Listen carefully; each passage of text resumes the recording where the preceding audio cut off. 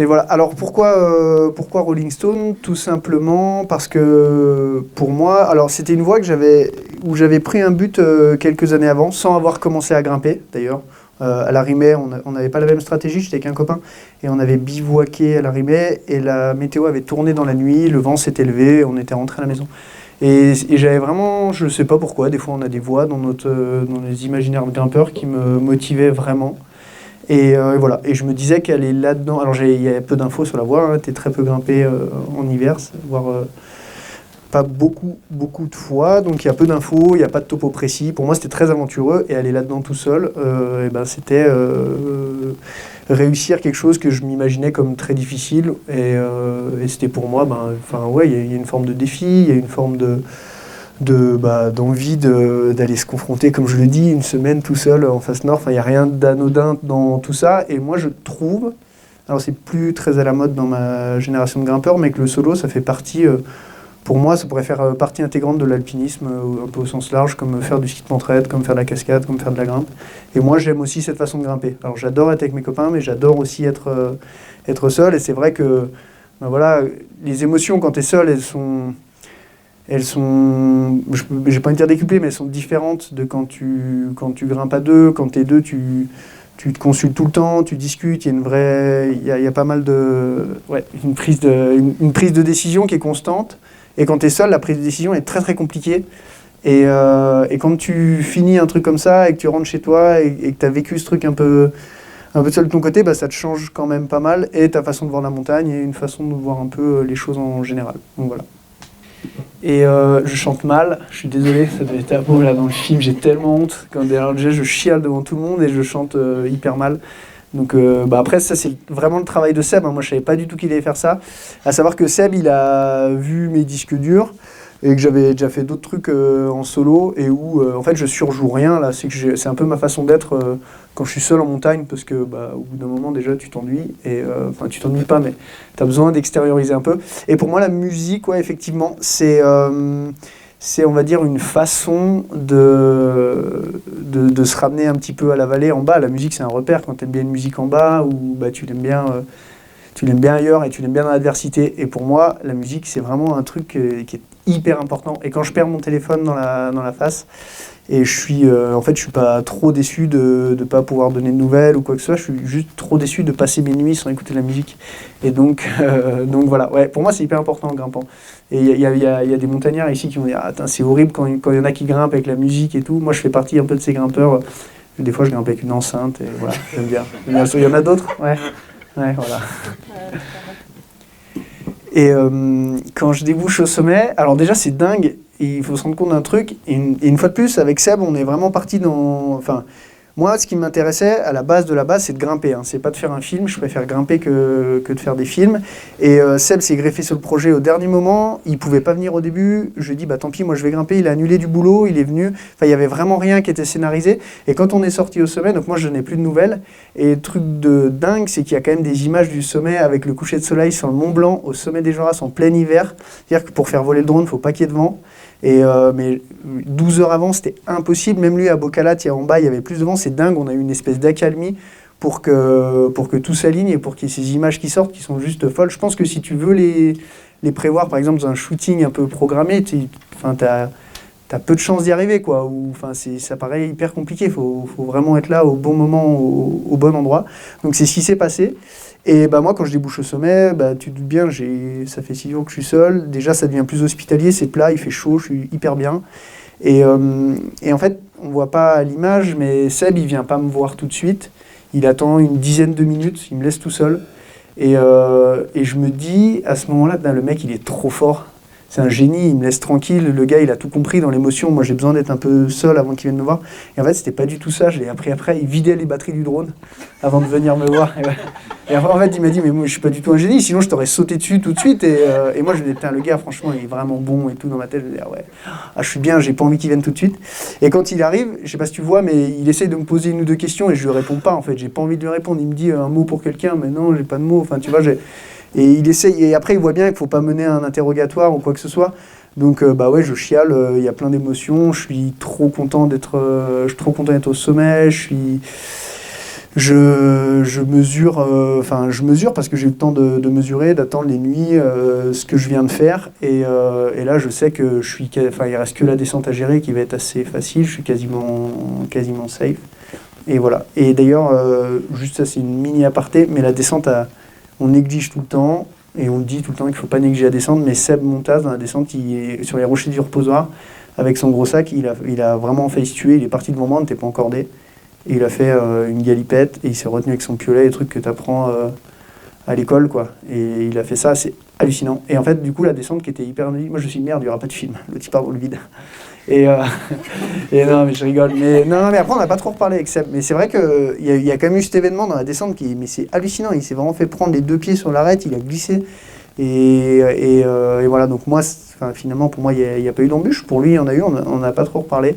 Mais voilà, quand j'étais au sommet, moi, je m'imaginais que ça allait glisser tranquille jusqu'à Courmayeur. C'est quand même un peu ce qui s'est passé, hormis ce petit truc. Donc pour moi, c'était un peu gagné, quoi. J'étais content. Pour me geler les pieds. Non, je rigole. Je me suis gelé les pieds avec les chaussons. Je pense que, voilà, c'est une succession de trucs, mais c'est au coup de la corde bloquée. Parce que je suis resté hyper longtemps en fait. Et d'ailleurs, ça, je savais pas que je filmais. Bref, ouais. La chaussure est là, je suis devant. Et non, et pourquoi je prends une 6000 ? Tout simplement pour pas me geler les pieds. La Phantom Tech, c'est bien plus intéressant, c'est mieux pour grimper, mais j'aurais eu trop froid. Et donc, je prends ça, j'ai le chausson. Et à savoir que je l'enlève et je la remets quand même assez souvent. Mais il y a des longueurs où je bricole, hein. Je fais 10 mètres en chaussons, je remets la grosse et tout ça. Donc je prends cette chaussure pour avoir une grosse isolation. J'avais pas eu la chance d'avoir la dernière pour l'ascension. C'est joué il y a pas longtemps avec Nico. On était un peu dans les starts et puis moi je suis parti tellement vite, c'est comme avec Seb, quoi. Et sinon ça aurait été génial, j'imagine j'aurais gagné un peu en poids, en place, en beaucoup de choses. Notamment quand tu grimpes avec au Baudard, c'est léger, t'es au gramme près, quoi. Donc voilà, ça j'imagine ça aurait été un super gain pour moi, mais voilà. Du coup je grimpe avec ça et ça se passe quand même bien. On arrive quand même à faire un peu du dégât, même si on n'est pas hyper précis.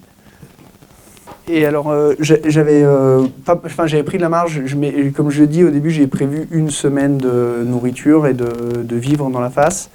Sachant que je m'étais dit, je m'étais dit plus ou moins 2 jours. Je peux rester jusqu'à 9 jours, 10 jours, et auquel cas je vais pas mal maigrir et je mangerai moins. Et si je reste moins longtemps, j'aurai un surplus. En bouteille de gaz, je me rappelle plus ce que j'avais. Il faudrait que je re-regarde le compte exact.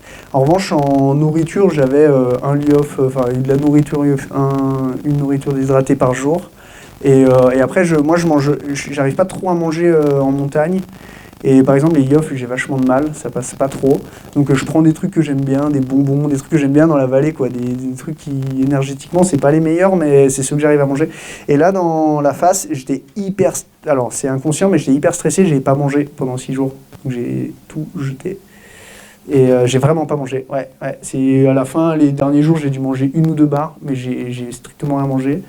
Et j'arrivais pas à boire. En fait, j'ai l'estomac noué, c'est pas la première fois que ça me le fait. Quand vraiment je suis stressé, c'est inconscient, hein, mais j'arrive à pas me nourrir. Et le 3e jour, j'ai fait un Lyof. Le soir, je me suis dit, là, il faut vraiment que tu manges, sinon tu... Mais je me sentais même pas hyper mal. Je me dis, il faut vraiment que tu manges parce que tu t'arriveras pas en haut, sinon.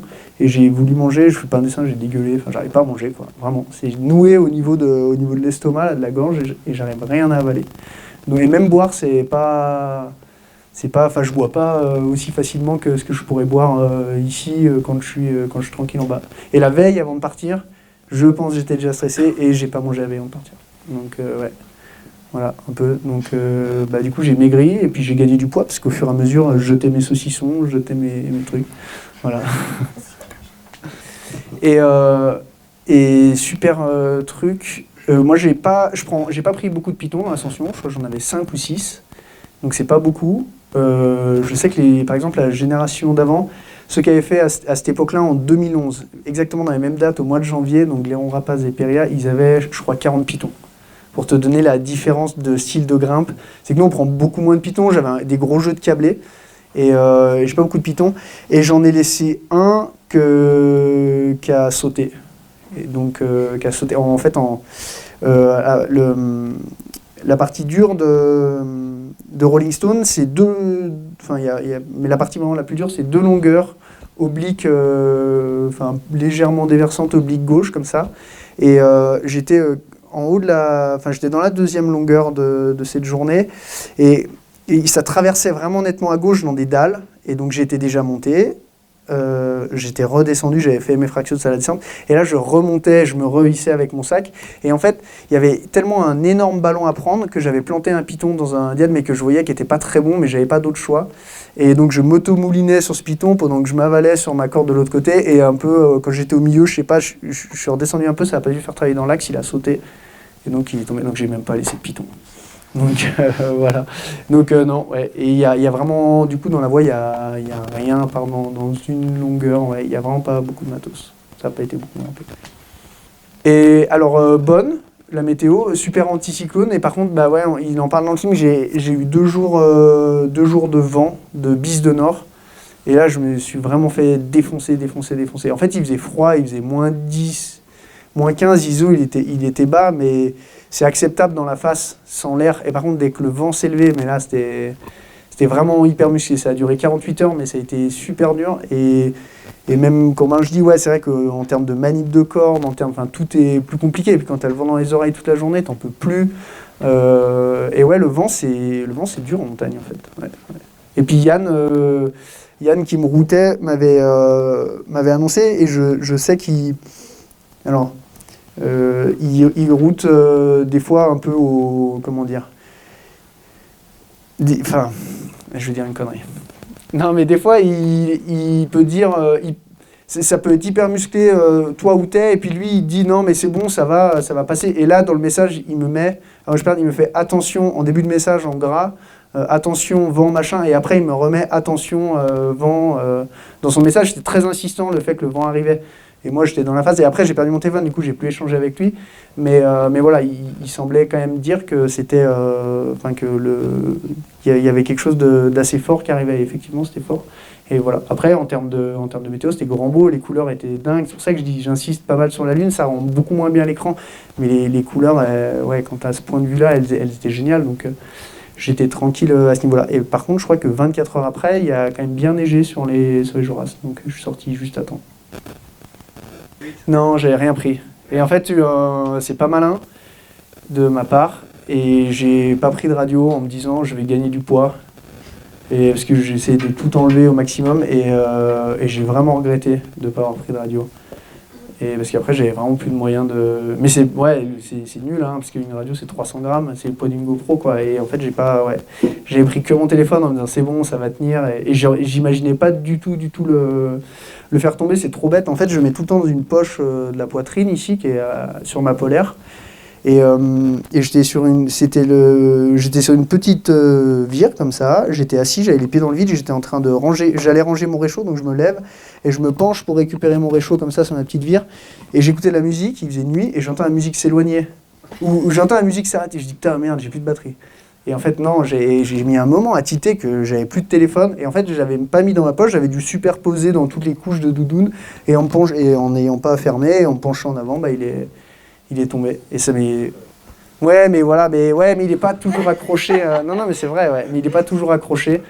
Et des gars l'ont retrouvé, parce qu'il y a des mecs qui ont voulu aller faire la Colton quelques jours après, et ils l'ont retrouvé dans la Rimée. Alors, ils ont retrouvé qu'une partie, mais ils l'ont retrouvé, ils me l'ont rendu, elle est chez moi, et c'est un petit souvenir, donc voilà. Moi, il marche plus, il n'y avait plus rien, mais ils ont retrouvé le squelette du téléphone, quoi. Donc, voilà, ouais. Et j'en ai pris un, là déjà le coup quand je m'auto-moulinais, j'ai pris un énorme ballon, c'était vraiment pas agréable, j'ai pris une fois en descendant sur un de mes fractios que j'avais fait, qui a sauté, et dans un toit, dans un surplomb, j'ai pris un bon tir, mais j'étais à la descente, mais quand même la corde s'est détendue, j'ai pris un énorme plonge, j'ai eu vraiment peur, et en fait la corde frotte un peu. En fait, cette phase de descente, on imagine toujours que c'est tranquille, c'est la descente, mais pour moi, ça serait quasiment la phase la plus importante. Tout simplement parce que si tu n'es pas concentré et que tu ne fais pas passer ta corde correctement avec tes fractios, et tu la cisailles quand tu remontes et c'est pas tout, c'est jamais tout droit, hein, tu as tout le temps des chances de... Donc cette phase, elle est hyper importante. Et il y a un moment, j'ai un de mes fractios qui a sauté, je me suis mis un bon plomb aussi. Mais voilà, c'est tout. Sinon, en grimpant, non, je ne me suis pas mis de grosses frayeurs. Pas du tout. Non, et en fait c'est Seb, quand Seb me les donne, parce que là vraiment Seb il me les donne à la rive. Alors moi Alors, pas forcément. J'ai toujours une GoPro, même dans d'autres ascensions solitaires que j'ai fait, j'ai toujours une GoPro, mais j'aurais jamais pris autant de batterie que ça. Et là, j'en avais deux. Et quand Seb me les donne, enfin, il y en a une, je tire vraiment la gueule. Je lui dis ça, je suis pas... C'est pas indispensable. Il me dit, allez, fais l'effort, je suis là et tout. Je dis, bon, allez, ok, je la prends. Et non, bah après, là, si tu veux, le fait que Seb soit là, il y avait quand même la logique de potentiellement essayer de ramener des images. Mais voilà, pour moi, c'est pas du tout un accessoire, indispensable. Mais c'est vrai que le raisonnement de se dire tu prends pas de radio mais tu prends une GoPro, t'es complètement débile. Et non, mais c'est vrai, je l'ai fait aussi cheminement dans ma tête. Je me suis dit non, mais c'est pas du tout une bonne façon de faire. Et ouais, donc, mais je l'ai refait cet été après encore une fois, une deuxième fois. J'ai pas pris de radio pour un truc, c'était débile aussi. Et là, j'arrête, c'est bon. Et moi, en montagne, après ça, si tu te connais un peu, moi en montagne, généralement, dès que je me mets dans le duvet, et t'as chaud en plus, quand tu te mets, t'es bien au chaud, là, c'est cool, et je dors 2-3 heures, et je me réveille tout le temps, parce que moi j'ai un sommeil un peu léger, je me réveille, et après, généralement, j'attends un peu que la nuit passe, je me rendors 15 minutes, mais après j'ai un peu froid quand même au bout d'un moment, et je me rendors 15 minutes, je suis réveillé 1 heure, je me rendors, puis j'ai un peu, tu sais, dans des demi-sommeils. Mais voilà. Après, l'hiver, c'est embêtant parce qu'on a des tout petits créneaux de grimpe, mais il y a aussi des grands créneaux de repos. Et même si c'est pas du sommeil, c'est quand même des périodes d'inactivité où moi, j'essaye de vraiment être le plus cool possible pour profiter au maximum de ces moments et te dire, allez, demain, j'essaierai d'être le plus frais possible. Mais non, je fais jamais une nuit, je fais jamais un tour de cadran complet. Je me réveille quand même très souvent dans la nuit. Par contre, il y a un truc que j'ai vraiment identifié, c'est que je m'endors tout de suite très vite. Et ça dure jamais très longtemps, mais 2-3 heures. Et après j'attends un peu. Voilà. Ah non, le hamac, c'est un tout petit truc. Je crois que ça fait 56 grammes, un truc comme ça. C'est les tout petits, c'est tout fin, c'est comme du sopalin, quoi. Et en fait, c'est pas bien. J'aurais dû prendre un peu plus gros, parce qu'en plus, quand tu as un peu le vent, et tu es direct le vent en contact avec le duvet compressé, tu as hyper froid. Et ouais. Et c'est vraiment, j'ai pris le plus light du light que j'ai trouvé. Après, il y a encore plus light, il y a les petites résilles, là, et encore moins confortable, mais j'étais dans un entre-deux, entre 40 grammes et 60 grammes. Mais voilà. Ouais, non, c'est un truc très fin, très fin. Et d'ailleurs, le hamac, pour que ce soit vraiment bien, plus c'est raide, mieux c'est quand même. Enfin, après... Et là, en fait, t'es juste limite pas assez raide pour que ça soit chiant, et que je frotte dans le truc, et voilà. Ça aurait été un peu plus raide, j'aurais préféré. C'était pas gagné la première nuit, là. C'était vraiment pas gagné. Et j'ai perdu une paire de gants, en plus, direct, ouais. C'est dans le hamac, t'es pas à l'aise, quoi. Puis il faut le temps de passer d'ici à l'univers vertical. Enfin, des fois, il y a un espèce de truc, au bout d'un moment, ça roule. Je dis ça, j'ai perdu mon téléphone 2 jours après, mais au bout d'un moment, ça va, tu retrouves plein d'automatismes et t'es dans ton truc à fond, tu vois même plus les jours passer. Mais le début, là, la première nuit, putain, c'est l'enfer. En plus, t'as les Joras, ça t'écrase, t'as la grosse casquette en dessus de la tête, là, la nuit dans le hamac, c'était vraiment, vraiment pas cool, ouais. Merci.